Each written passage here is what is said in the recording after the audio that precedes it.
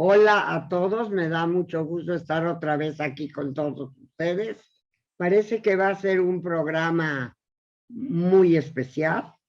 Van a participar gente que tiene mucho que platicar con nosotros, pero para que no se me olvide o que no se me acabe el tiempo, quiero nada más que se anoten que el lunes a las 7 de la noche, si no me equivoco, en Diario Judío Bazar, y no sé si por otro medio, van a entrevistar a Ariel Wolfowitz de Kojuk en el programa que es muy conocido, que lleva, que se llama Los inmigrantes y sus historias, y va a ser entrevistada Ariel, que nos va a platicar cómo llegó a México, cómo llegó su familia, y créanme que es muy interesante. Es decir, yo ya estaba aquí en México cuando ellos llegaron, y de veras, les recomiendo que se conecten el lunes a las 7 de la noche, lógico, para que vean la entrevista que le van a hacer a Ariel y que oigan todas las historias interesantes que nos va a contar. Veo a Juan Ricardo en la pantalla. Por favor, dile a tu mamá que ya le hice la publicidad y que espero que mucha gente vea la entrevista. Y ahorita le doy la bienvenida a Juan Ricardo, que es el que va a iniciar el programa de hoy, y pues le voy a preguntar de qué nos va a platicar. De cine. Ah, ya sé que de cine. De cine documental y de su trascendencia. Ok. Adelante, el micrófono es tuyo. Muchas gracias. Gracias, bienvenidos a todos. Buenas tardes. Entonces, pasemos al tema de hoy, si les parece, el tema de cine de hoy. Hemos mencionado algunos documentales interesantes y ahora quisiera hablar del género documental en primer lugar y luego dar algunos ejemplos muy contados, porque es un tema muy amplio. Creo que se nos olvida a algunos que el cine empezó en sus orígenes con vocación documental. Me refiero a los hermanos Lumière, los inventores del aparato cinematográfico. Luis y Augusto Lumière inventaron la cámara de cine, digamos la perfeccionaron. Edison ya tenía una en Estados Unidos, en New Jersey, pero era una cosota gigantesca, muy difícil de utilizar. Estaba al interior de un estudio, pesaba más de 1 tonelada, o sea, era un horror, pero sí tomaba fotos en movimiento. Era una cámara totalmente impráctica. Los hermanos Lumière perfeccionaron un aparato muy parecido a una cámara de foto, una cámara fotográfica, pero que tomaba fotos en movimiento. La cámara de los hermanos Lumière se llamó cinématographe, el cinematógrafo, que significa en griego escribir con luz, escribir con movimiento, perdón, escribir con movimiento. Kineto, movimiento, y grafos, escritura. Escribir con movimiento. La idea era crear una cámara de foto que no tomara fotos fijas, sino fotos en movimiento.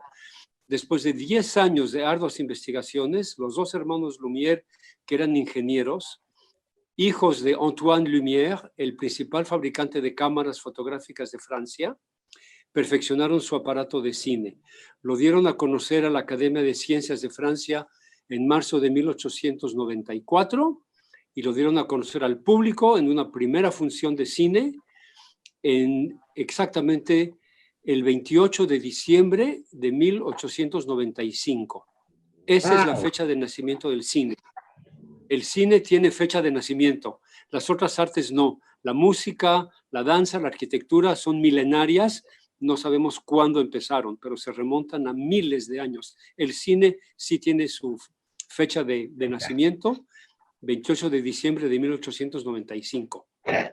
¿Y qué hacían los hermanos Lumière? Tomaban película de lo que pasaba cerca de ellos en la calle o en su casa. O sea, tomaban escenas de la realidad. Su pretensión nunca fue contar historias, era reproducir la vida en movimiento. Y lo lograron de manera estupenda. Su aparato pesaba menos de 3 kilos, era perfectamente portátil, y la cámara misma era el aparato que tomaba las vistas, a donde se revelaban las películas. En ese mismo aparato servía como revelador de películas, había que revelarlas, eran negativos que se pasaban a positivo, y era proyector de cine. El mismo aparato, era un prodigio de la tecnología. Pero ellos eran ingenieros, no eran artistas. Aunque sus imágenes eran muy bellamente encuadradas y hechas, era gente muy culta, tenían estudios universitarios, conocían las grandes obras de la pintura, hacían composiciones de imágenes muy bellas, pero no filmaban ficción, salvo en rarísimas ocasiones, filmaban la realidad. Entonces, el género documental nace con ellos. Era documentar la vida como ellos la estaban viendo. Y ahora son documentos que tienen más de 100 años y vemos cómo eran las calles en Lyon y en París, cómo eran los automóviles de bomberos, los autobuses jalados por caballos, vemos cómo vestía la gente, vemos que andaban en bicicleta y había bicicletas. O sea, se han vuelto unos documentos maravillosamente importantes que nos dicen cómo era la vida a finales del siglo XIX, porque lo podemos ver sin ningún tipo de filtro. Ahora, sí hicieron de repente unas pequeñas historietas cómicas muy, muy chiquitas, muy poco ambiciosas. La más conocida es El regador regado, que es la historia de un jardinero que está regando un jardín y un niño travieso pisa la manguera para que no pase el agua. El jardinero se pregunta qué pasa, mira su manguera, el niño quita el pie y el regador le llega el agua a la cara. Entonces es un chistecito. No tiene mayor importancia más que es una de las primeras historias contadas en el cine. Lo interesante, y aquí me voy a desviar un poquito del tema de hoy, pero muy rápidamente, es que esa primera función de cine que se dio en París en diciembre de 1895, asistieron 30 personas que pagaron cada una un franco. Un franco era el precio de una cena, de una buena cena en ese entonces, no era barato. Claro. 30 personas asistieron a la primera función de los hermanos Lumière, función pública, y una de esas 30 personas era un mago llamado Georges Méliès, que estuvo maravillado con el invento del cine y decidió utilizarlo en su espectáculo de magia en el teatro. E inventó trucos de cine con la cámara que todavía son realmente inusitados. Y él fue el que empezó a contar historias de ficción, cuentos de hadas, de romance, de aventura. Entonces, muy pronto, en 1898, Georges Méliès empieza a hacer un cine absolutamente de ficción, más que de ficción, de fantasía. Viajes a la luna, viajes al fondo del mar, etc. Entonces me regreso. El cine empieza con los Lumière documentando la realidad. No hablamos de realismo, sino de realidad, la realidad cruda filmada. Eso es el cine documental, o es lo que se le define como tal, ¿no? Un director de cine, un camarógrafo, agarran una cámara y van a filmar un hecho real. Una huelga, un desfile, una coronación, lo que sea. Es como los noticieros que veíamos antes en el cine hace muchos años. El documental entonces, que empezó con una simple captura o grabación de la realidad, pronto adquirió una misión mucho más significativa, mucho más importante, que fue la de documentar hechos históricos. Y no solo documentarlos, sino con un propósito. Por ejemplo, el de denunciar, el de exponer o provocar, o también explicar algo, dar información que le sirva a la gente para entender algo, algún fenómeno que estaba ocurriendo. Entonces el documental no era nada más para decir, miren, son imágenes de la realidad, sino que ya llevaba un propósito, un fin didáctico, digamos. Por un lado deja una constancia de lo que ocurre o lo que ocurrió, a veces recrea la realidad y se llama docuficción, pero basado totalmente en hechos reales, y a veces sirve como para persuadir a la gente de algo, y entonces se le llama propaganda. Ha habido documentales históricamente muy, muy significativos que han tratado todo tipo de temas. Por ejemplo, uno de los padres del cine documental ya con credenciales importantes era el inglés John Grierson, que documentó con su cámara de cine los preparativos que hicieron los londinenses cuando sabían que iban a ser atacados por Hitler, por las bombas rusas, perdón, alemanas. Ahorita está de moda decir ruso. Cuando Hitler ya habían declarado la guerra a Hitler, cuando Churchill decidió que iban a pelear y no seguir las opciones que proponía Chamberlain, eso ya, bueno, no voy a entrar en esa historia. El cineasta John Grierson hizo una extraordinaria serie de documentales donde enseñó cómo Londres se preparaba para resistir a la guerra, a los nazis, y también documentó muy tristemente los bombardeos de Londres, que fueron épicos. Londres quedó arrasada. Y todo eso está documentado en unas películas muy bien hechas por John Grierson. Más hacia acá, una vez que ocurrió la terrible Segunda Guerra Mundial y el Holocausto, no hubo pocos documentales que tocaron estos temas fundamentales para la historia y para la humanidad. Con Daniel tuvimos ocasión de mencionar hace 2 o 3 programas un corto francés llamado Noche y Neblina o Noche y Niebla. En esa ocasión yo lo llamé Noche y Tiniebla, me equivoqué. Se llama en francés Nuit et Brouillard, en inglés Night and Fog, y en español Noche y Niebla, del cineasta francés Alain Resnais, hecho en 1956, y que es de una manera lo más discreta, si se puede decir posible, una visita con muy poca narración, las imágenes hablan por sí solas, es una visita al campo de exterminio de Auschwitz. Fueron de las primeras imágenes que vio la población. Claro, cuando los rusos y los americanos entraron a liberar los campos de concentración, hicieron películas. Hay documentos filmados de la liberación de los campos. Son escenas muy, muy, muy duras. Pero esas eran para el ejército y para el gobierno. Poca gente del público veía eso. La película de Alain Resnais, repito, Noche y Neblina, sí fue para exhibición pública y era una visita, se puede decir, una panorámica, entrando a Auschwitz y viendo cómo era, en dónde estaban los prisioneros, se ven los hornos, o sea, es muy fuerte. No enseña nada terrible, no enseña muy, muy pocas imágenes de cadáveres, por ejemplo, pero sí demuestra la desolación, el horror, la tragedia que fue Auschwitz, entre otros campos. Y fue un parteaguas. Se vio que el cine servía también para eso, no solo para entretener. Después de que el cine perdió su vocación, digamos, documental, empezando desde Georges Méliès, el mago que mencioné, el cine se volvió para la gente de entretenimiento. Ahí igual Disney tiene mucho que ver. La gente va al cine a divertirse, a entretenerse. Y mucha gente dice, yo no quiero ir a ver cosas feas o tristes.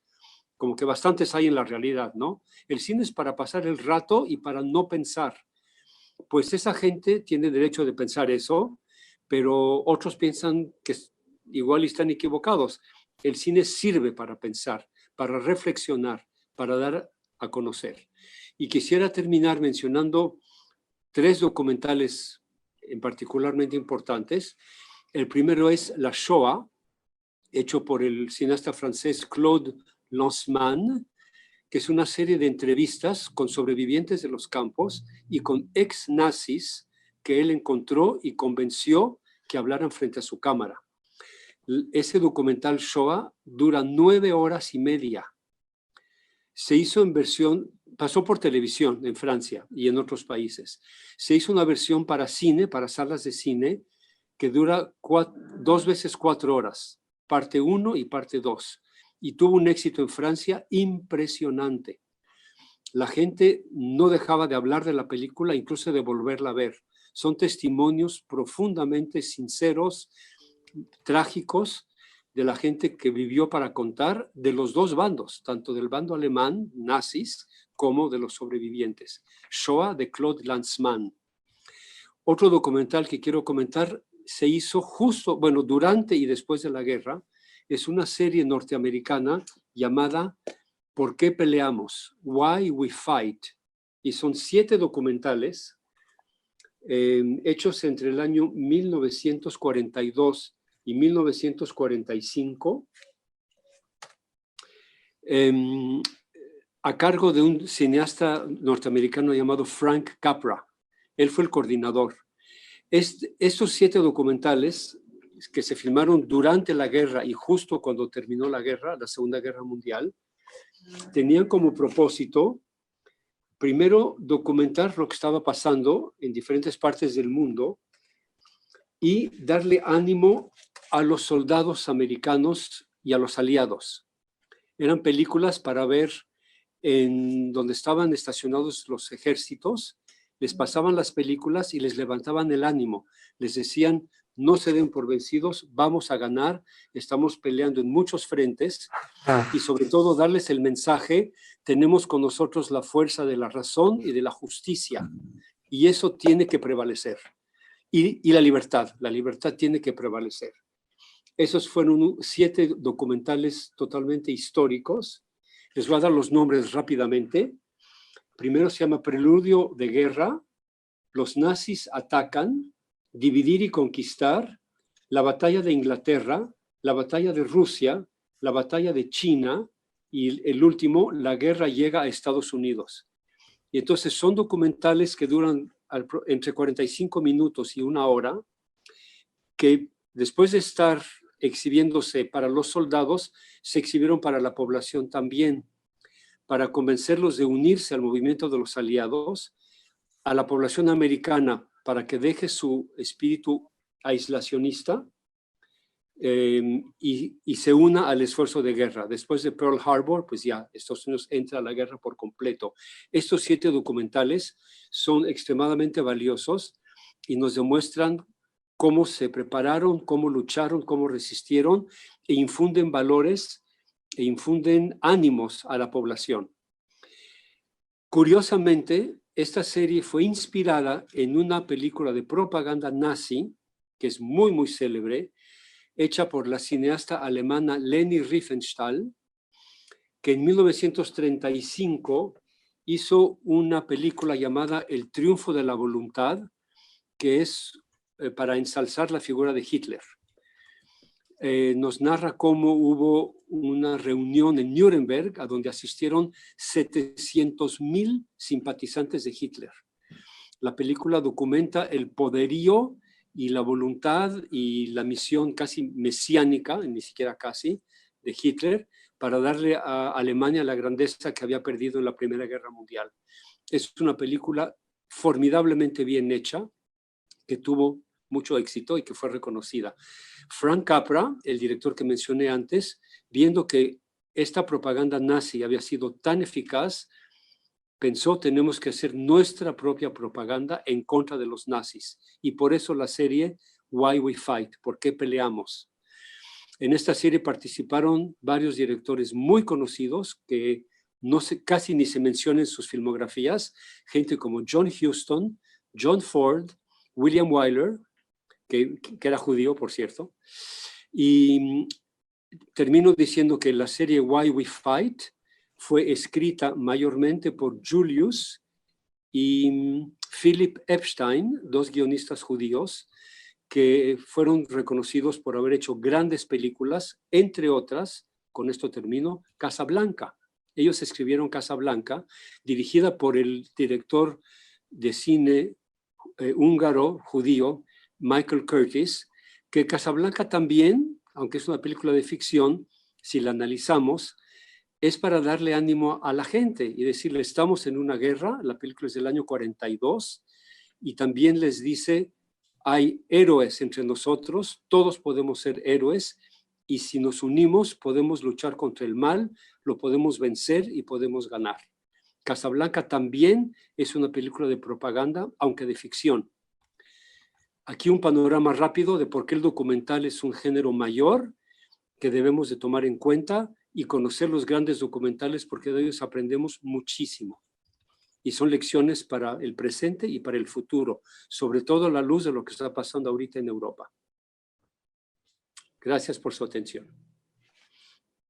No sé cómo agradecerte toda esta conferencia que nos diste, no sé cómo llamarlo, de veras estoy sumamente agradecida. Participaste del programa como si fuera tuyo. Me da mucho gusto, es nuestro. Si es nuestro programa, no le hace que se enoje Daniel. De veras, qué maravillosa exposición. Te lo agradezco. Muchísimas gracias. No sé si Daniel o Isaac o alguien del público quiera decir algo. Quiero comentar, está hoy con nosotros, madre, una chica, creo que todavía está, espero, Jennifer, ¿sí? Ella está haciendo un documental bien interesante, ¿sí? Que le estamos ayudando en Diario Judío, justo hablando, entró, qué bueno, ¿sí? Es sobre la historia de una carta de su abuelo y la esperanza de encontrar a su hermana después del Holocausto. Entonces, no sé si quieres decirnos así muy brevemente algo, Jenny, o quieres comentar, ya que estamos hablando de documentales y entre ellos de la Shoah y todo esto. A lo mejor Jenny, que está por ahí, es Jennifer Starpnick, para que sepan, y vamos a tener mucho de esta información en Diario Judío. Pero, Jenny, hola. Aprovechando que estás por acá, ya te agarramos. Ya me agarraste. Además es cineasta también. Hola, pues muchas gracias por la presentación, Isaac, y el espacio después de esta tan importante presentación. Brevemente y también para no interrumpir el programa que ya tenían, Isaac desde hace ya un par de años que lo conocí en la conmemoración de las víctimas en el Senado y del Holocausto, y justo ahí que nos conocimos fue que le compartí la historia de mi abuelo, quien escribió una carta casi al término de la Segunda Guerra Mundial, que fue para mí el parteaguas y el punto de partida para escribir un guión sobre la tragedia familiar que habían sufrido durante el Holocausto en la Segunda Guerra Mundial, mi abuelo y su hermana, quienes perdieron a todo su núcleo familiar al ser víctimas del Holocausto. Y bueno, es un cortometraje de animación que sigue en producción. Estamos haciendo en diferentes estados de la República, en Guadalajara, Toluca, Querétaro y Ciudad de México. Ya contamos con muchos patrocinadores, entre los cuales, bueno, está la Embajada de Polonia en México, el gobierno del estado de Jalisco, y bueno, cuento con un crew de más de 20 personas, y bueno, el Diario Judío también, que a través de Isaac muy afortunados nos sentimos de que nos haya brindado como el espacio y el poder compartirle nuestra historia. Y bueno, pues, muchas gracias, Isaac. No sé qué vas a decir de momento más que... No dijiste ni cómo se llama el documental. Y también está involucrado ahí la Bnei de México, que acaba de entrar y apoyar también por ahí, nada más para que quede, pero di cómo se llama la de esta. Claro, bueno, Dan Tartakovsky ha sido un gran aliado desde el inicio del proyecto, y el proyecto se llama Hasta Pronto, justamente como en esta parte de la firma de mi abuelo de la carta, y bueno, precisamente va a ser un cortometraje de 10 minutos de duración en diferentes técnicas de animación. Y lo que más buscamos es empatizar, sensibilizar a través de la animación sobre este tema y seguir con preservando la memoria de nuestros antepasados. Entonces, pues bueno, aquí estoy y muchas gracias otra vez por el espacio. No, muchas gracias. Muchas Muchas gracias. que les pasaremos. Que les ¿Qué? pasaremos unos avances del corto, no sé si quieran o verlos o quieran, o nos seguimos con lo demás del programa, pero también unos avances ahí del corto, si lo tienes a la mano, Jenny, o si quieres nos seguimos con otras cosas, madre, tú decides. Pues, si puede pasarlo rápidamente, Si quieren, porque queremos hablar todavía de la situación mundial ahora, claro, Ucrania, todo eso. sí, no, ¿Quieres yo creo que pasarlo rápidamente? no, me parece más pertinente hablar sobre lo que es urgente, que es Ucrania, y después tener otro espacio, pero muchas gracias. Ujú. No, muchas gracias por haber participado, por haber estado en el programa. Te prometo que vamos a seguir por este camino. Yo le quiero desear mucho éxito a Jenny y felicidades.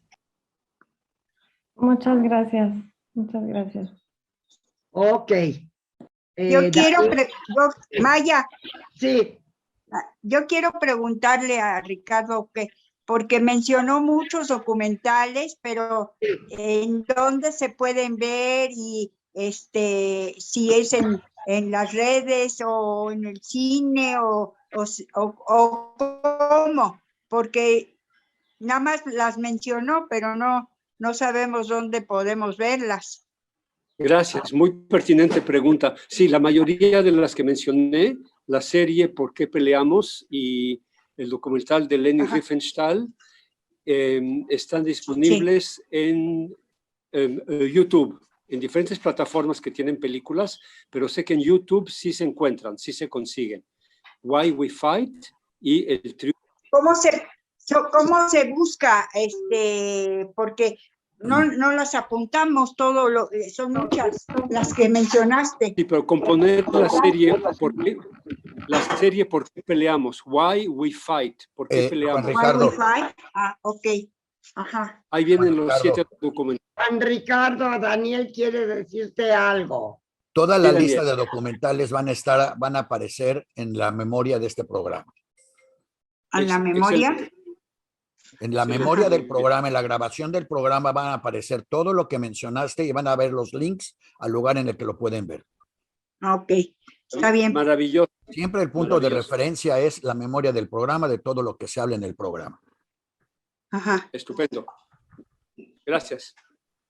Ok, seguimos adelante con el programa. Daniel, yo quiero darte ahorita la palabra a ti, que nos hagas un resumen de otra vez de la situación entre Ucrania y Rusia, dada la entrevista tan maravillosa que te hicieron. ¿Podrías, por favor, hablar de eso? Bueno, Ya nos déjame vamos. bajar de la nube primero de lo maravilloso a lo real. Para bajar a la realidad Sí, que déjame, tenemos. vamos a aquí en aterrizar el en la mundo. realidad. Primero, el tema de la próxima semana se celebra Purim. Sí, Purim es una fiesta en la que no, conmemora. es el día 15. Ajá. Entonces podemos Bueno, hablar la semana en el Entonces, programa. Purim es una fiesta en la que se conmemora el intento de asesinato de los judíos en Irán hace En 2000 y Persia. pico de años. Hoy Irán. En ese mismo tono, podemos incluir a Purim en lo que fue el Holocausto. Una cuestión similar que terminó diferente, pero sobre todo podemos aterrizar Purim en Ucrania, donde 2 veces ha habido intentos prácticamente de borrar a la comunidad. Los dos podemos llamarles casi exitosos, porque en el primero desapareció el 80% de la comunidad, que fue en 1650, y en el segundo desapareció el 90% de la comunidad, que fue hace 70 años. Aquí tengo yo una película, si Janet nos la puede presentar, por favor. Tengo una película de Purim en Odessa, para que vean ustedes cómo se celebraba Purim en Odessa antes de la guerra. La canción que estamos oyendo es Adiós Odessa.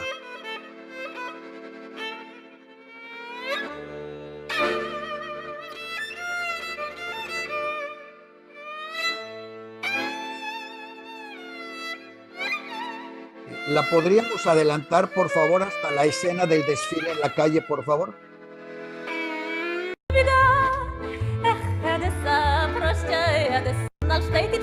Ahí.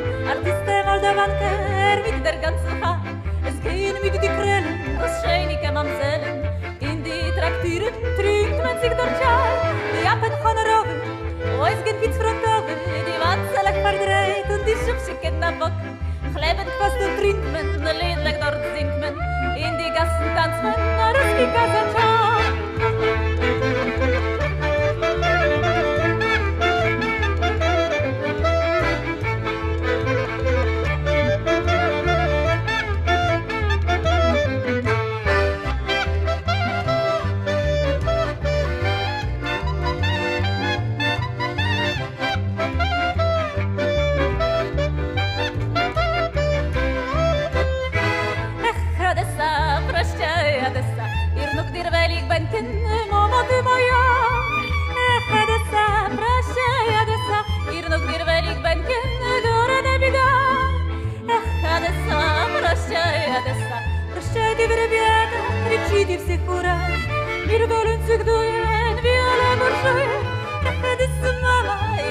Las famosas escaleras de Odessa, que después serían famosas.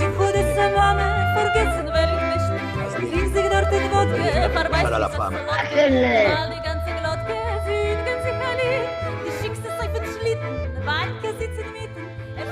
Bien, estas escenas, estas escaleras son las famosas escaleras de Odessa, vueltas famosas también en el cine documental y en el cine ruso judío de la Revolución. Pero como pueden ver, esto era la comunidad judía de Odessa. Hoy Odessa está otra vez en las noticias, está junto a nosotros en Ucrania, es otra vez tierra de lucha, y acá están juntos rusos, ucranianos, judíos, todos celebrando la misma fiesta. Ahora, vamos a ver cómo de esto nos pasamos. Me mandaron un video chusco realmente, pero muy claro de lo que está pasando en Ucrania.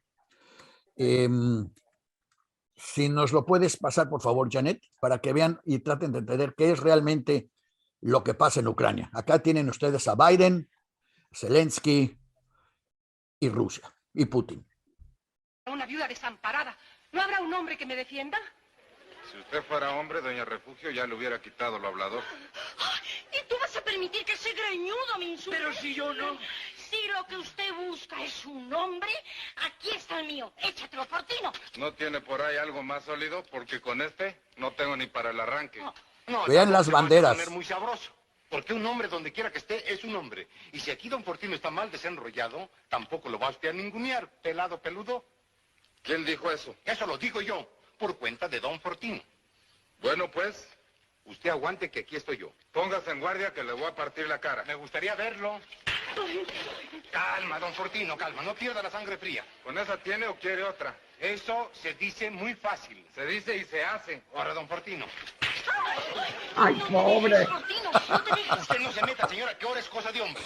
Vamos por el desquite, don Fortino, porque eso no puede quedarse así. ¿Sería usted tan machito de volverle a pegar en mi presencia? Nomás suéltemelo. Ahí lo tiene. Calma, nada de violencias, porque nada ganamos. Y ahora lléveselo antes de que la desmariden por completo. Le está bien empleado para que se le quite lo tenorio. Y los retos son. Vamos para una viuda desamparada. No habrá... Como pueden ver, ahí tienen ustedes a Putin con Biden, con Zelensky luchando duramente por sus principios. Y así Biden empuja a Ucrania y dice que no te dejes de Putin, y se los avienta otra vez.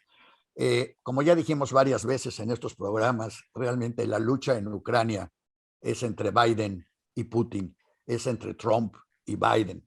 Y el pobre Zelensky es el intermediario, como el chaparrito que recibe las consecuencias simplemente de estar en el lugar equivocado, en el momento equivocado.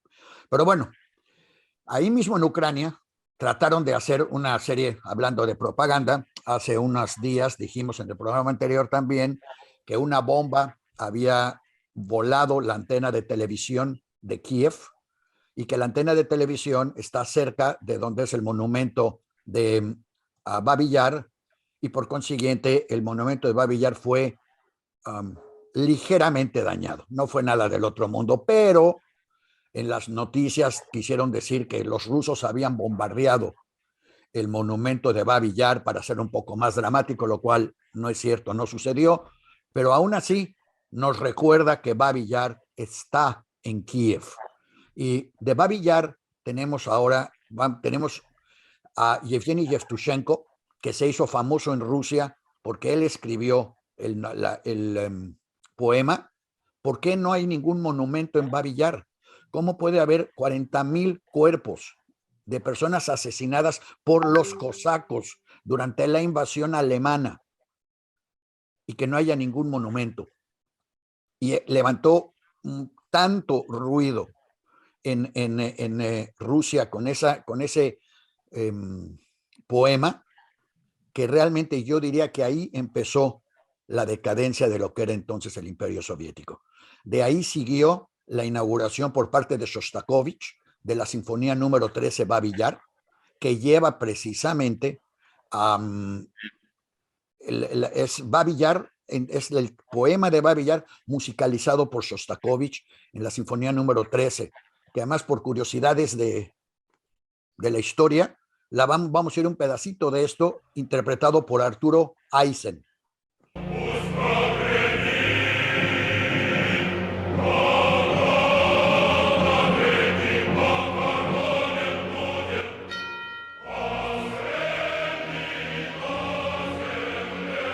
La imagen es parte del monumento de Babi Yar. La música es de Shostakovich.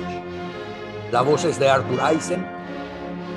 El texto es de Yevgeny Yevtushenko. Cuando la Sinfonía número 13 fue presentada por primera vez en el Conservatorio de Música Soviético, estaba presente Khrushchev, que no sabía, él todo lo que sabía es que iba a haber el estreno de una sinfonía de Shostakovich. Cuando se enteró lo que estaba viendo y se enteró que era el poema de Yevtushenko, se levantó y se salió del teatro. Y a partir de ese momento, Babi Yar se volvió un tema central del movimiento anticomunista en la Unión Soviética. Pero ¿por qué no se está haciendo justicia? La razón por la que no se le hacía justicia al movimiento era que los rusos no querían distraer el tema. Ellos decían que el sufrimiento de la guerra fue de todos los rusos, no de ningún grupo en particular, y que presentar 40,000 víctimas judías en una sola tumba era judaizar el holocausto. Lo cual, si bien en alguna medida es cierto, en la otra medida era inevitable, porque los alemanes y los ucranianos sí judaizaron el holocausto, le gustara o no le gustara a Khrushchev. Entonces, esto fue primero, lo que quiero mencionar es que Ucrania ha estado presente, Kiev ha estado presente, por lo menos en la historia judía y en la historia rusa, siempre. No apareció esta semana, no es una novedad. Ahora, si ustedes han estado viendo imágenes de Zelensky y de Putin, van a notar que Putin siempre está sentado en una enorme mesa, en un cuarto de oro molido casi, en un rincón, y toda la gente que está sentada con él está en el otro rincón de la mesa. Es interesante, pero este tema a mí me introdujo a esta imagen una persona de México, Moisés Mondlak, Moshe Mondlak, que nos presentó con un señor, Itzhak Adises. Itzhak Adises es un judío macedónico que sobrevivió también a la guerra y que escribió sobre corporaciones, la vida y la muerte de las corporaciones, y ha sido asesor empresarial de múltiples empresas. Y él lo primero que decía siempre es, si quieres saber si una empresa está a punto de morir, entra a su sala de juntas. Si su sala de juntas es magnífica, grandota, tiene muchas sillas y la cabecera está ocupada por el director general de la empresa, esa empresa o se renueva o se muere. Esa es la imagen de Putin, o se renueva o se muere. En cambio, Zelensky, gracias a Putin y gracias a sus antecedentes familiares, brincó de la nada a un punto central en el que él es ahora yo diría que la figura de referencia de lo que debe de ser un líder político. Ojalá todos, no solo en México, sino en todos lados, leyéramos un poco de cómo subir, cómo elevarse a las alturas de las necesidades de un momento y de un pueblo de lo que ha hecho Zelensky. Recordemos, por favor, que Putin empezó esta guerra partiendo de la base de que ella está luchando contra un cómico de televisión sin mayor trascendencia. Biden empezó esto igualito que el corto. Dile, Zelensky, dile que a ver si es cierto que se atreve a pelear, que te golpee, y si te golpea, yo te doy un avión y te traigo a Estados Unidos. Y Zelensky contestó, yo no quiero tu avión, quiero las armas. Y entonces Biden se echó para atrás y ya no le dio el avión, pero tampoco le dio las armas. Estamos viendo la entrada de España. No estamos viendo nada nuevo. Europa está comportándose exactamente igual que con España, nada más que están tratando de echarle todo el paquete propagandístico a Rusia. Hace un momento me pasaron unas imágenes que llegaron de Rusia, donde enseñan que la gente en Rusia lo único que ve son los documentales presentados por Putin. O sea, para ellos no saben que se invadió Ucrania. Básicamente, el público ruso todavía no se entera en su mayoría que Ucrania está invadido, que hay un ejército que se está moviendo, que se está acomodando, pero no que han invadido y mucho menos que han tomado ciudades ni nada. El público en Estados Unidos está viendo el otro lado de la moneda, porque en eso tiene razón Manuel Andrés. Le bloquearon todas las entradas de noticias a los rusos y entonces el público de Estados Unidos lo único que sabe es que el monstruo de Putin está muy enojado porque los norteamericanos no respetaron el acuerdo de dejar a Ucrania neutral. Pero eso no lo dicen. Solo dicen, vean cómo entra a destruir a este pobre pueblo. Y claro, las imágenes de los noticieros americanos siempre es un niño llorando, siempre es una señora llorando, todo es llorando, pero no pasa ninguna otra imagen de otras cosas. Entonces, dejando claro los lados y el movimiento propagandístico que se está haciendo alrededor de esto, recordamos que en las últimas elecciones de Estados Unidos fue Putin quien apoyó a Trump. Las elecciones de Estados Unidos acaban de empezar antier y con esto están tratando de neutralizar que esta vez los rusos no intervengan en el proceso electoral americano. Hace 3 días o 4 días Trump dijo que Putin era un gran estratega y que lo quería mucho. Van a usarlo como loco contra ellos. Si logran hacer de Putin el diablo completo, van a poder relacionarlo con Trump como el amigo del diablo. Todo esto es propaganda básica que desgraciadamente, como vimos en el corte, pues el que está recibiendo las bofetadas son los ucranianos. Por eso me gustó tanto el corte, porque no lo podían haber hecho más a la medida.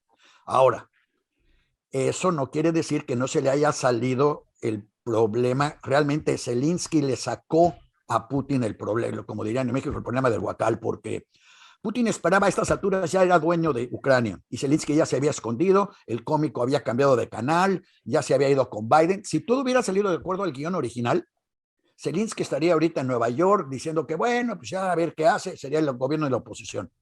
Pero no, mientras Putin se encerró en su cuarto de juntas, en la orilla de la mesa grandotota, Zelensky se quitó el traje y se puso una camiseta militar y salió a la calle. Y desde la calle empezó a grabar con la gente documentales sobre la resistencia y la necesidad de detener a los rusos, lo cual los rusos no esperaban. Todos los ataques iniciales a Ucrania fueron totalmente quirúrgicos.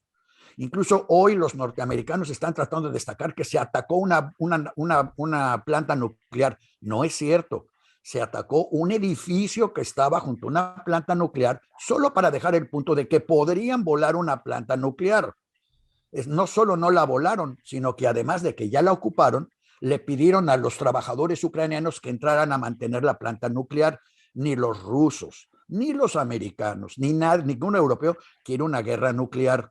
Esto es una guerra de posiciones electorales para todos los lados. Ahora, gracias a Putin y gracias a Zelensky, se logró algo que no se había logrado en mucho tiempo.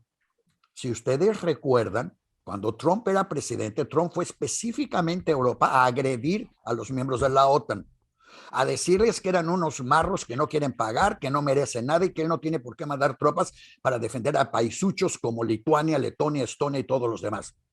Lo cual yo no sé si se valga o no, pero a lo mejor tiene razón porque son todos gobiernos de extrema derecha. Pero el caso es que Trump estaba desarmando la OTAN. No había un común denominador y gracias a Putin ahora la OTAN está más unida que nunca antes y más empoderada que nunca antes. Él también, gracias a Putin, se restableció la Unión Europea, que hace apenas unos meses parecía que estaba en quiebra total. Hungría, Checoslovaquia, Polonia, todos se querían salir, estaban a punto de salirse, no le hacen caso a la Comunidad Europea, no respetan su constitución, y ahora de pronto la Comunidad Europea vuelve a ser el centro gracias a Putin. Lo más grave de todo es que gracias a Putin, Alemania logró romper con un tabú que existía de la no creación de fuerzas militares alemanas. Ahora, Alemania desde antier ya está creando su propio ejército porque ya decidió que nadie puede defender a Europa más que los alemanes. Y con eso está recreando un ejército que jamás ha servido para nada más que para llevar destrucción a todo el continente. Pero ahora bajo la cobertura de que se van a defender de Polonia, no sé de quién se van a defender, porque si Rusia de veras decide atacar a Alemania, va a ser con bombas nucleares, no va a ser con 10 soldaditos, ni con un tráiler, ni con un montón de jeeps, con soldados que no quieren ir a matar, sino que nada más quieren ir a ocupar y cambiar el gobierno. Pero en fin, por lo pronto, no solo se está creando el ejército alemán, pero mucho más importante es que se está recreando la industria armamentista alemana. ¿Y ustedes saben quiénes son los nombres? Sí, Siemens, Thyssen, Bayer, Volkswagen, Mercedes, BMW, todos los demás. Está Mengele e hijos. Es que ustedes deben saber, Mengele e hijos tiene los copyrights para hornos crematorios. Todos ellos ya están otra vez siendo parte de la industria armamentista alemana, que tiene garantizado que el 2% de todo lo que produzca Alemania va a ser utilizado para crear armas en Alemania y en Estados Unidos. Para quien le quede alguna duda, en la última semana Alemania ofreció mandarle a Ucrania 45 aviones de guerra. Lo que nunca dijo es en qué aeropuerto va a bajar si no hay aeropuertos, en dónde les van a poner gasolina si no hay gasolina, quién les va a dar mantenimiento. Pero lo que sí dijeron fue que con esos 45 aviones ellos ya están apoyando a Ucrania. Lo que no dijeron fue que ahora, gracias a que ya mandaron esos 45 aviones viejos, igualito que hicieron con la República Española, ahora los alemanes tienen que comprar aviones nuevos de Estados Unidos, donde la Boeing ha sido incapaz durante 5 años de producir un solo avión que pueda volar.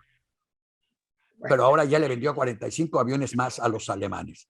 Entonces, como pueden ver, la situación en Ucrania se conforma tan simple en que estamos viviendo un juego de ajedrez militarista, electoral totalmente, donde los golpes los va a recibir el chaparrito ese de Ucrania.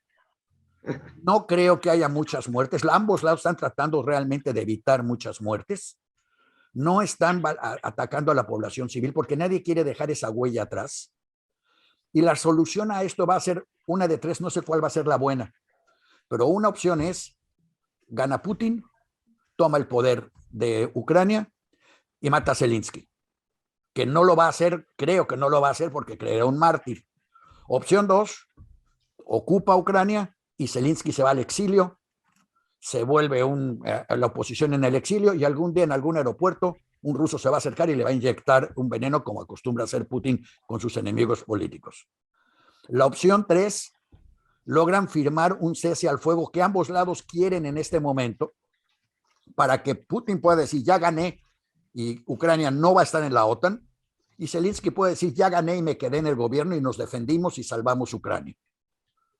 Y Putin pueda estar tranquilo, Zelensky tranquilo, y Biden sepa que neutralizó un poco el apoyo a Trump de Putin. Nótese también que todos los que han votado o se han quedado callados han sido los gobiernos de los países que reciben apoyo militar, estratégico o financiero de Rusia. En Nicaragua, Venezuela, Israel, todos esos países se han mantenido al margen, medio critican lo que está pasando, pero no a Putin, porque Putin sigue siendo una fuente de apoyo estratégico y militar para todos los gobiernos populistas. Y claro, para manejo de medios sociales. Entonces, como pueden ver, Ucrania en realidad es una guerra que no es guerra. Ojalá que podría convertirse en guerra, ese es el gran peligro, que va a afectar la inflación en todo el mundo porque está rompiendo las redes de suministro, No se ha bloqueado el petróleo soviético porque nadie quiere bloquear el petróleo soviético. Quieren que siga llegando aunque lo paguen con pancholares. Se siguen mandando besos y abrazos, aviones enteros de besos y abrazos a todo mundo. Y ojalá, si yo estoy en lo correcto, en los próximos 7 a 10 días se acaba esta guerra. Conoce qué final. Yo quisiera que el final fuera un cese al fuego en el que cada lado quede en su posición y Zelensky quede ahí. Pero como punto final, quiero subrayar que realmente por primera vez en mucho tiempo hay un líder judío de tamaño internacional que es un ejemplo a seguir y que podemos seguirlo todos. No representa ningún imperialismo, no representa nada, representa lo mejor del liderazgo de judío y lo mejor de sobrevivencia del Holocausto. Porque realmente si queremos hablar de un sobreviviente y de que lleva los valores que llevaba su familia antes, lo tenemos en Zelensky. Y creo que eso es todo por el día de hoy y se los dejo todo lo demás ahí. Daniel, no me queda más que agradecerte tu participación. Me aclaraste muchísimas cosas. Estoy viendo en la pantalla a Felipe. ¿Quieres decir algo, Felipe? Sí, con mucho gusto, Maya. A ver. Primero, para Juan Ricardo, de veras que buena presentación nos hizo. Lo que sea de cada quien, ¿verdad que sí?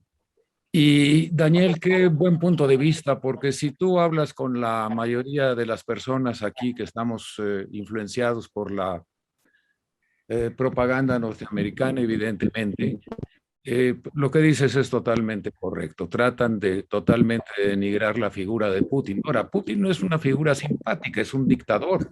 Totalmente. Y eso hay que defenderlo. No quisiéramos defender para nada a Putin, pero desde el punto de vista geopolítico, digamos que Rusia tiene razón.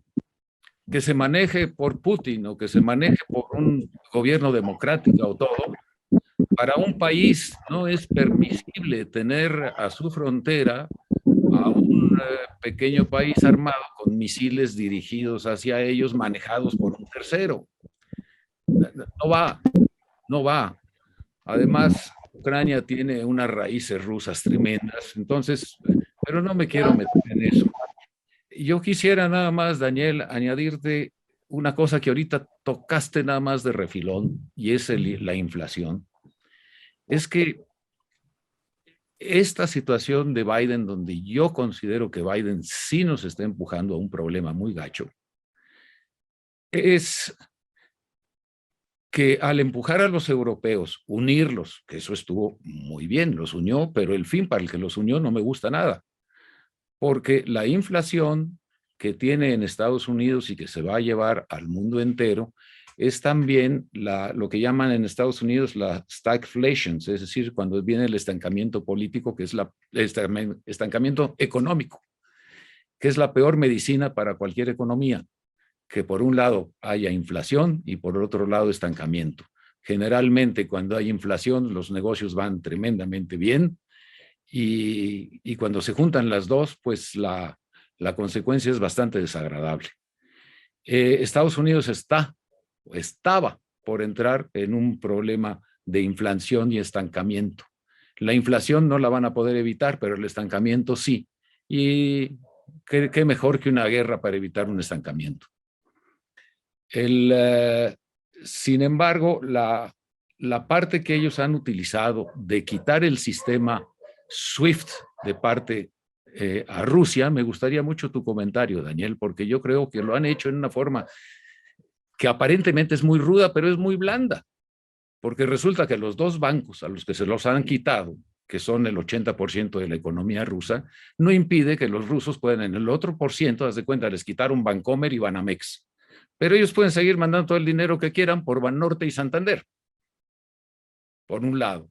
Por otro lado, en Europa no han quitado esas restricciones de los SWIFT. ¿Por qué? Porque Alemania le tiene que pagar de alguna manera el gas que recibe de Rusia. Entonces lo siguen pagando esos dos bancos en la misma forma. Así que también es un efecto más propagandístico que real. A la economía rusa no le van a hacer nada. La economía rusa está desde 2019, junto con los chinos, tratando de salirse desesperadamente del sistema SWIFT. Y han establecido 2 sistemas paralelos que curiosamente el sistema ruso es mejor, está más sofisticado desde el punto de vista algorítmico, está mejor. Pero se pueden unir los 2 sistemas y estarían los 2 encantados de brincarse el sistema dólar. Y ahí sí que Estados Unidos recibe un gancho al hígado. Eso sí me parece muy peligroso. Lo cual... Creo que Biden está metiendo en un problema enorme a Estados Unidos a la larga. Yo creo que esto ya venía. Lo único que esto está haciendo es consolidar lo que ya existía. Tu punto es totalmente cierto, porque yo no mencioné lo que está pasando. Y del otro lado lo que está pasando es la consolidación de la unión ruso-china, donde los chinos están en contra, ya dijeron que no les gusta mucho la idea de la invasión de Ucrania. No les gusta mucho, pero un poco sí, porque ellos tienen Taiwán en la mira. Les encanta ¿cómo no les gusta? Pero en público dijeron que no. Bueno, pero que los rusos tienen derecho a hacerlo, como se están curando en salud. Pero lo más importante, y China claramente dijo que de ninguna manera va a apoyar ninguna de las acciones que están tomando Europa y los Estados Unidos, lo cual quiere decir que entre China e Irán, todo el dinero que tiene que entrar a Rusia o que tiene que salir de Rusia va a salir, sobre todo de China. Los bancos chinos no están bloqueados. El SWIFT americano, sí es cierto, si yo quiero mandarle ahorita un giro a Nikolai Gorubetsky en Moscú, no puedo. Pero si Nikolai Gorubetsky me lo quiere mandar a mí a través de China, sí puede. Y si yo lo mando al banco de Huawei en Pekín, también puedo. Entonces, sí hicieron a un lado el SWIFT. Nosotros no lo vamos a poder hacer a un lado. El Salvador lo está tratando de hacer a un lado con Bitcoin. Quiere decir, hay múltiples movimientos ahorita que se están dando con todo esto, y sí, esto va a ser un reacomodo, pero creo que va a ser un reacomodo más o menos pacífico y menos violento que la Segunda Guerra, porque todo el mundo se quiere reacomodar y seguir ganando dinero. Si le regalas 45 aviones a Ucrania, que va a tener que pagar algún día, aunque no sirvan de nada, hiciste un buen negocio. Y si se los vendiste a Alemania ahora nuevos, aunque no vuelen, te hiciste un buen negocio. Si no tuviste que volar a nadie ni atacar a nadie, hiciste un buen negocio. Y lo mismo están haciendo los rusos con los chinos y los americanos con los europeos. Se están demarcando las fronteras, pero no para atacarse uno al otro. La economía rusa realmente quedó muy claro ahorita, es una burla comparada a la economía mundial o a lo que debió haber sido lo que podría ser la economía rusa. No es comparable a la americana puede aguantar muchísimo más. Pero la inflación, que el petróleo, porque además tampoco mencioné esto, el petróleo está a $104 hoy, lo cual para Manuel Andrés, para Maduro, es un regalo del cielo. También para Putin. Con esos $104 por barril, puede seguir pagando la gasolina que no tenían sus jeeps en Ucrania. También puede pagar los 45 aviones que mandó a Alemania para que no lleguen a Ucrania. Le queda mucho dinero para por un buen rato. Ucrania no tiene petróleo más que el que pasa por abajo para llegar a Alemania. Un oleoducto fue cerrado que todavía no estaba inaugurado, pero el que está abierto sigue funcionando. Quiere decir, no ha habido realmente ningún ataque, ni lo va a haber, porque si hay un verdadero ataque al gas o el petróleo ruso, se va a sentir aquí en el costo de la gasolina. Y los gringos te aceptamos todo lo que quieras, menos que nos suba el costo de nuestra gasolina. Y ahí las elecciones las pierde Biden de inmediato. En un par de semanas son las elecciones primarias en Texas. Ahí vamos a saber de cómo viene la presencia de Trump y si Biden logró salvar todo esto. Y todo fue en fechas muy precisas. No fue un accidente cuando atacó. Putin atacó cuando venían las elecciones acá. Biden reaccionó primero diciendo, ay, no me importa, quieres entrar a Ucrania, entra. Esa fue su primera reacción. Y se le vinieron todos acá encima y decir, no, esta es la oportunidad que tienes para quitarte la imagen de Afganistán. Y entonces al día siguiente dijo, sí, si metes un solo soldado a Ucrania, eres mi enemigo. Ok, pues ya metió a miles y va a meter a más. Ucrania va a caer, eso no queda la menor duda. No puede no caer, a menos que firmen un tratado, porque si Ucrania cae, Putin tiene un problema en las manos. Si Putin gana, pierde. Y yo creo que Putin lo va a entender o lo está entendiendo. Si él gana, se queda con una colonia y con la presencia de hay que liberar Ucrania. Si él nada más se queda con Crimea y las zonas rusas, donde además tiene el argumento de que Ucrania no respetó el tratado de respeto a la cultura soviética, a la cultura rusa. Ucrania estaba destruyendo y prohibiendo la enseñanza del ruso en las escuelas y exigiendo la enseñanza del ucraniano, lo cual iba en contra de su acuerdo con Rusia. Para que me entiendan en otros términos, si en Israel el gobierno dijera que ya no se puede enseñar árabe en las escuelas, estaría atacando directamente a la base cultural árabe, porque se comprometieron a que eso se iba a enseñar. Eso es lo que estaba haciendo Ucrania. Aquí no hay inocentes. Todo mundo tenía algo que ver en este juego. Y todo el mundo le estaba dando pretextos al otro, nada más es el timing. Y el timing fue ahorita por la bolsa, por las elecciones y por Biden. Y tienes toda la razón del mundo. Mientras China sea parte de Rusia, aquí no hay realmente mayores problemas más que los de la bolsa de Nueva York. Con eso yo agregaría que la metida de pata va inclusive a despintar quizá en la pérdida que podemos tener de la isla China. ¿Con cuántos millones de habitantes tiene? 40 millones. No importan los habitantes, importan los componentes de computadoras. Sí, pero Formosa, ¿cuántos habitantes tiene? La verdad no sé, ni creo que, repito, no creo que a nadie de los que está tomando esa medida les importe. Les importan las fábricas de computadoras y de chips de computadoras. Pues mira, a mí me importa otra cosa de Ucrania. Lo siento de hacer de esto una conversación de Formosa, porque realmente es una democracia de las que quedan en el mundo, y China no deja de ser otra dictadura. Entonces sería una verdadera pena que esta, yo creo, desliz de Biden vaya a representar la pérdida en Asia de esa parte tan importante. Para no tomar más el tiempo, nada más si quiero subrayar, lo que tú llamas el desliz de Biden hasta este momento ha sido un éxito político. Quiero decir, a China le llegó ahorita el mensaje muy claro de que toda Europa, incluyendo Japón y Corea, están respondiendo al llamado americano, lo cual quiere decir que si intentara entrar a Taiwán, todo ese grupo menos Rusia se van a juntar contra China y China no va a querer perder esos mercados ahorita. Entonces yo creo que esto sí está deteniendo la posibilidad de una invasión inmediata de China a Taiwán, lo cual no quiere decir que no te lo estén recordando, porque ese es el miedo. El chiste de la población es tener a la población en miedo. Sí, de acuerdo. Y como última nada más, yo pienso que el final feliz que tú mencionaste como tercera posibilidad, a mí el que más me gustaría sería de ver una Ucrania desmilitarizada, obviamente, y en un papel como el de Suiza, neutral. Eso sería para mí el final ideal. Agrégale un premio adicional. Con Zelensky. La caída de Putin y la creación de un gobierno democrático en Rusia. Sí. Porque así cayó también el gobierno anterior por Afganistán. Sí. Entonces, si todo eso se da, tienes un mundo mucho mejor en el que nuestra mayor desgracia va a ser... Y el otro milagro que quieres, ¿no quieres algo con China? O sea, también el establecimiento de un gobierno demócrata encabezado por... No es realista. Y que se acabe la pandemia. Sí, que se acabe o sea, no sé cuál de todo lo que dijiste, Daniel, es menos improbable. O sea, ya no digo más probable, menos improbable, pero bueno. Por eso dice que lo hecho es que va a perder Ucrania. Eso es un hecho. ¿Qué tanto va a perder o va a salvar? Es lo que no sé. Bueno, esperemos que este programa ha sido muy interesante y muy diferente de lo que esperábamos.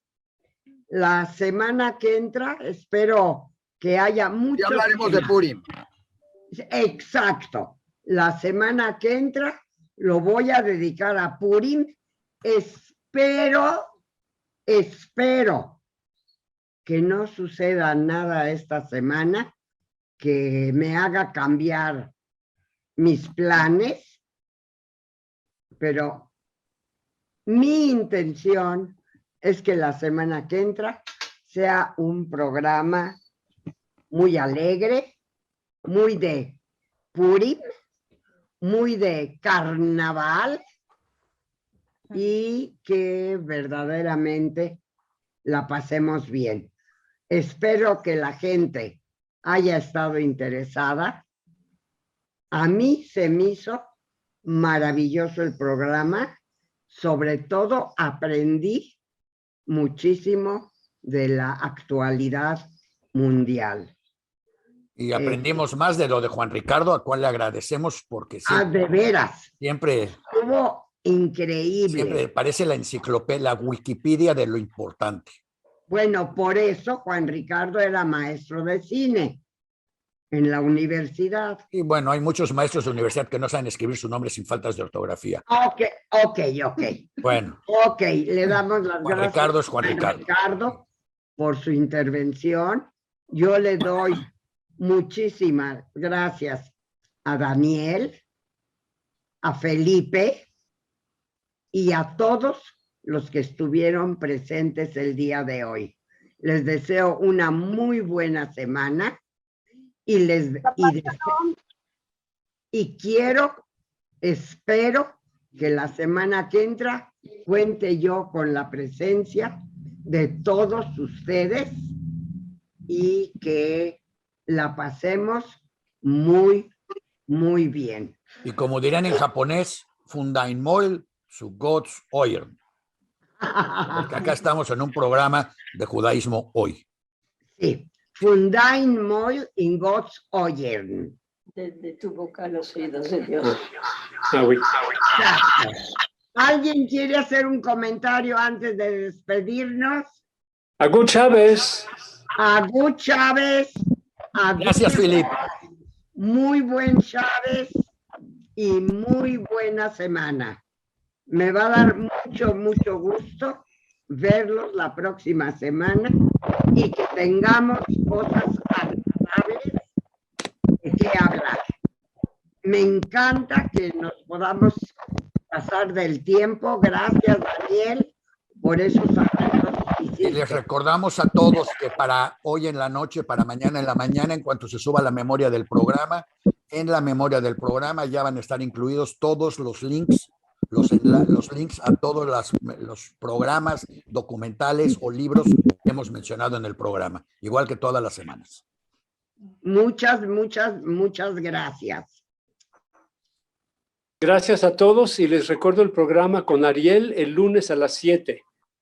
Perfecto. De 7 a 9. Así es. Que va a ser sumamente interesante. Recuerden, el lunes de 7 a 9. Hora de Ciudad de México.